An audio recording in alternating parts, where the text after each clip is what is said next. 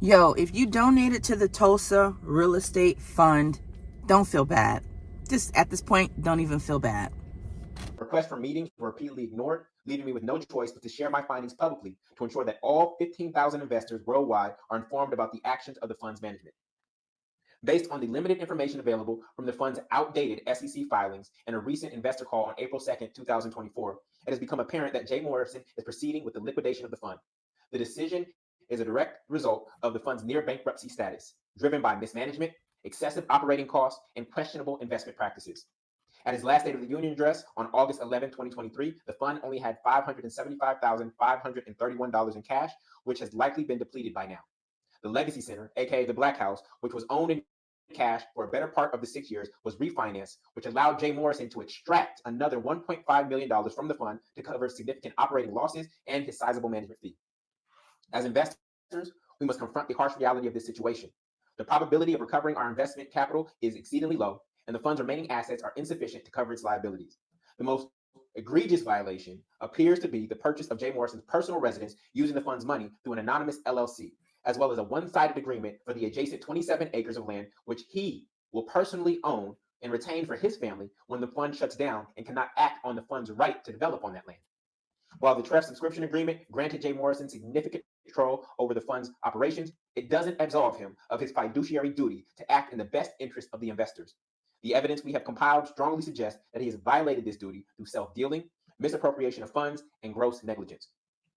To address these issues, we have filed numerous complaints, hundreds of complaints, with the SEC, or Securities and Exchange Commission, and the Fulton County District Attorney's Office. However, the lack of transparency from these agencies has left us uncertain as to whether our concerns are being properly investigated. The DA's office in particular is currently preoccupied with very high-profile cases, which may delay any action on our behalf. In terms of our next steps as investors, many people want to do a class action lawsuit. But class action lawsuits are primarily for going up against big companies that have a lot of assets to draw from on their balance sheet. In this instance, family, there are very few assets to recoup in the Tulsa Real Estate Fund, so that would be a waste of time. In light of this, I believe that our best course of action is to mobilize our collective voice and draw attention to our plight. I'm urging all TREF investors to record short videos sharing their stories and experiences with the fund. By posting these videos on social media and tagging the Fulton County DA's office, which is at Fulton County DA, we can put a human face to the thousands of individuals who have been negatively impacted by the situation. Good morning, everybody. It's Friday.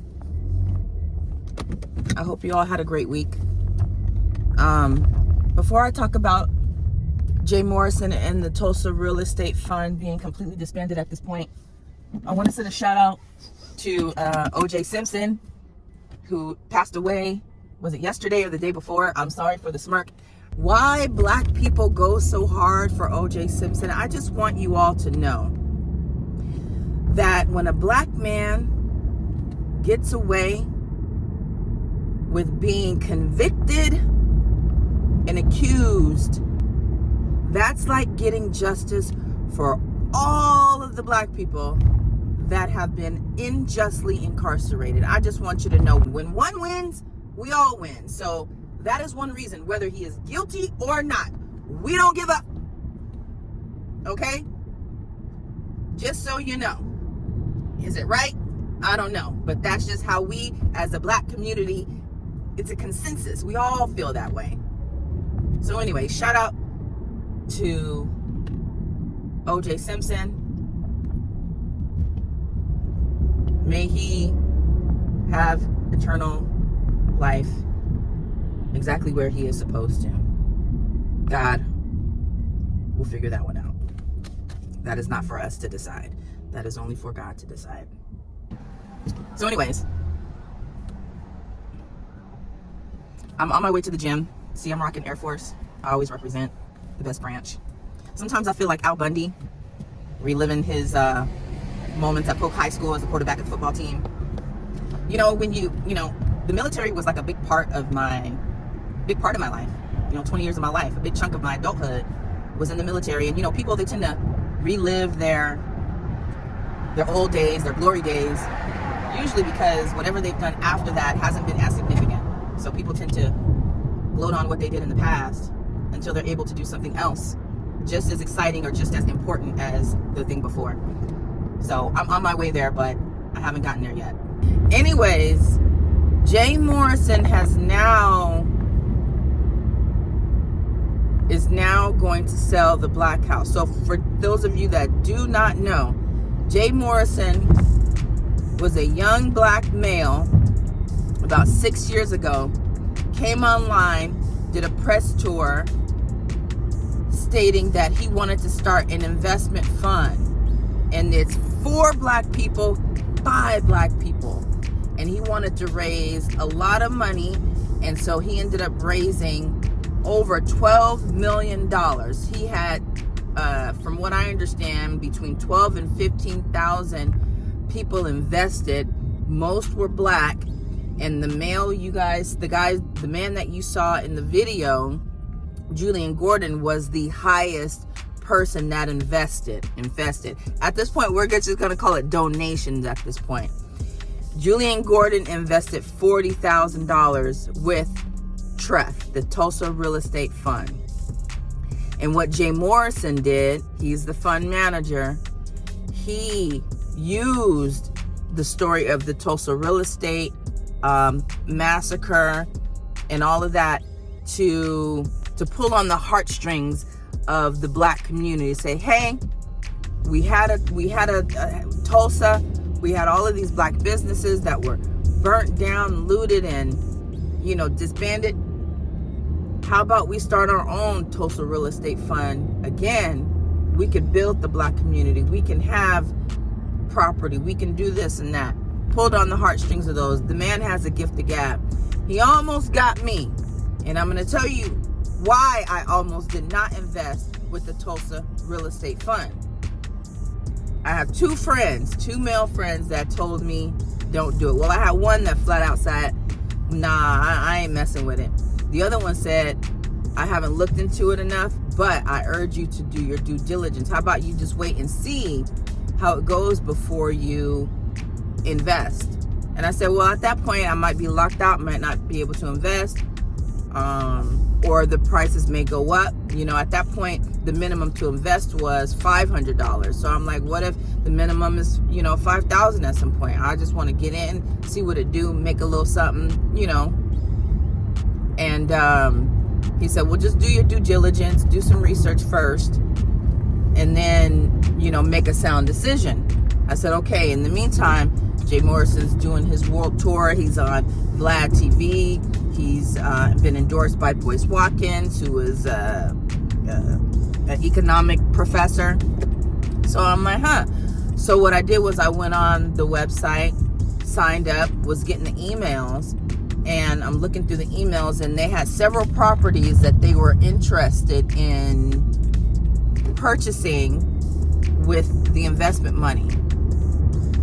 And there was one particular that I wanted to invest in. I wanted my money to go towards that hotel, and I think it was in Louisiana. So I go on the website. Mind you, first thing I noticed, there was a couple of typos. And as I'm going through the whole website, I'm like, damn, there's a lot of typos for this to be so professional. And, at this point, I think they had gotten maybe $5 million dollars in donations or investments. The fund had gone up about $5 million at this point. I don't know. Anyways, I'm on the site. I'm looking. I'm like, So I send an email. I go through all the FAQs first, because I think it's important to read first, right? Let me read first and not ask something that they've already explained in the FAQs, frequently asked questions. So I'm in the FAQs, I'm looking. The question I had was not in there, so I sent an email. I said, hi, I'm very interested in investing the property on such and such and such. When are you guys going to purchase that property? And when is that property going to be purchased? And when will I have the availability to invest towards that property? Also, you have about 5 or 6 typos on this page, on that page, and that page. Thought I'd let you know. I got a response a couple days later. It wasn't a generated response because it didn't come right after I sent it. It was a human. So at least I know a person who's in charge of reading the email saw it. They said, thank you for your inquiry. if you are on the mailing list, stay on the lookout. We will be sending out information as far as when each property will become available for you to invest in. In the meantime, you can invest your $500 now, and it will go towards blah, blah, blah, blah, blah. He didn't mention anything about the typos. I said, okay. So what I did was I waited until I got more information, more emails from them. I go back to check the site again, maybe 3 weeks later, the typos are still there. I said, you know what? This is not a good sign. I think I'm going to wait and see how it goes, see if things change, see if I hear some good reports. It never got better. As a matter of fact, it got worse. I think the people said their first dividend check was of maybe like 50 cents, but it's all gone downhill from here. But the reason I came on here to talk about Jay Morrison is because I want to explain, and this is just my opinion based on what I've seen. Julian Gordon stated that at this point, so the 13 million is gone. Just so you guys know, the 13 million is gone. That money is gone. If you look at his SEC filings, the management and the advertisement fee was in the millions every year. That's where the money was going. And Jay Morrison himself, the CEO and founder of the TREF, the Tulsa Real Estate Fund, he not only was he the fund manager, but he was also in charge of advertising, and he had a couple of other titles when you go down the line. He was paying himself with that money from. I'm just saying, I don't think anything that he invested in was anything that people would see a return on their investment from. He got the Black House, and he also purchased some property with 27 acres that is in his own name. That money is gone. The money has dwindled down to under $500,000. Now, if people could get locked up for improperly managing funds, then he would already be locked up. But what people need to do is figure out how to get him for fraud, because his intentions may have been pure when he first started. I will give him that. I do believe that he felt in his heart that he could have done this. But once he got in it and realized, whoa, this is a lot, there's a lot more to it that I'm not able to manage and actually make money off of, he didn't bother hiring somebody who could properly manage the fund to where people could actually get a return on their investment. I think that's where he failed. And rather than doing good by that, he would siphon money from the fund, from all of the crowdsourcing. He would siphon money and line his own pockets and continue to take lavish trips and buy personal property for him and his family. That should be the crime. Julian Gordon expressed that doing a class action lawsuit is usually for big corporations, and that it would be a moot point to do it towards him. I don't agree with that. I think everybody should still come together and sue him. Instead, what Julian Gordon is proposing is that everybody do a 1 to 2 minute video explaining how they invested with Tulsa Real Estate Fund, how they didn't see a return on their investment, and how they are disappointed that the fund is now depleted. And then tag it to the DA of Fulton County. Well, I think that's a noble thing to do, and I think it will get the attention of the authorities. I think that in itself is a moot idea. It's pointless. Marching and social media does not move the needle. Those two things does not get justice. Does it get the attention of people? Absolutely. But in the grand scheme of things, marching and yelling on social media, is not where you're going to see real justice here. Just like black people rallied together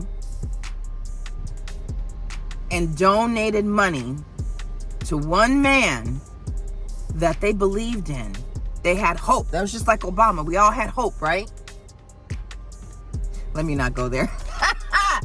But Jay Morrison gave us hope. You know what? We could build a whole new Black Wall Street. We could build a whole new Tulsa and have banks and hotels and property and built the block. We all took money that we had and invested and took a chance. You guys could all take a chance again and take money and put it together. If it was 12 to 15,000 of you that invested in this fund, if each of you just donated $100 or invested rather towards a good lawyer to take this man down, you might see some change.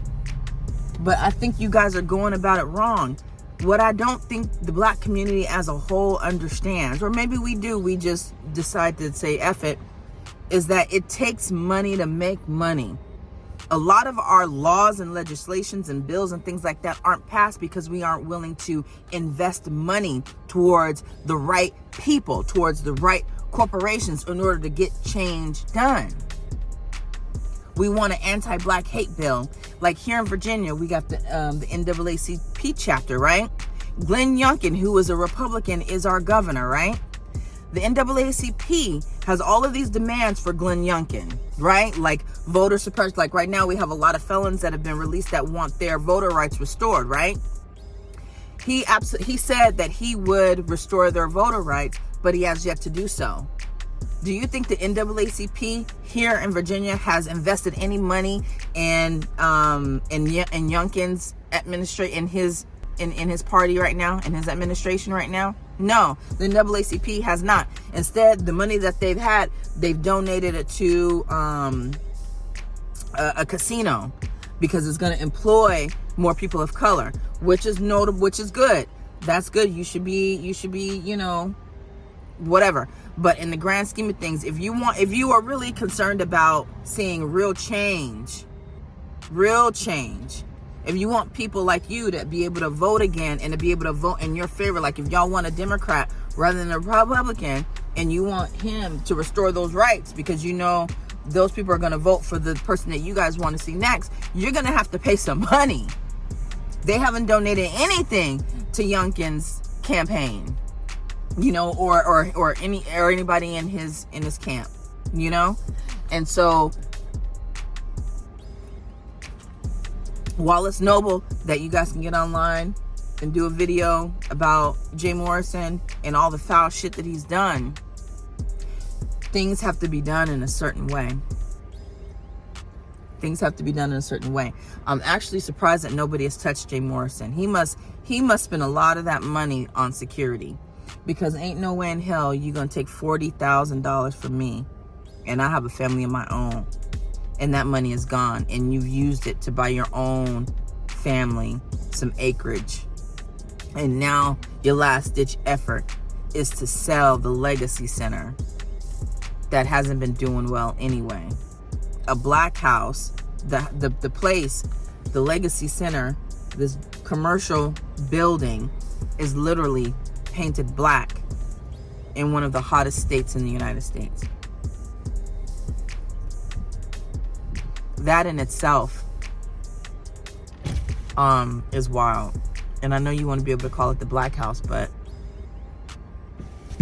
there's just a lot of things that just don't make sense. But hindsight is 20/20. And you know, if you did invest with Tulsa Real Estate Fund, I don't blame you.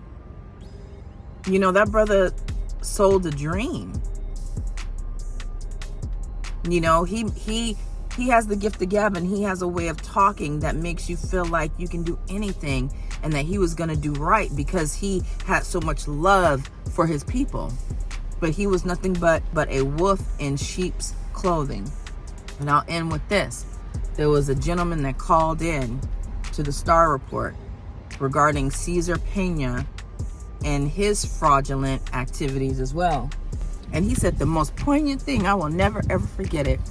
He said, never ever ever invest with a nigga that wears Jordans.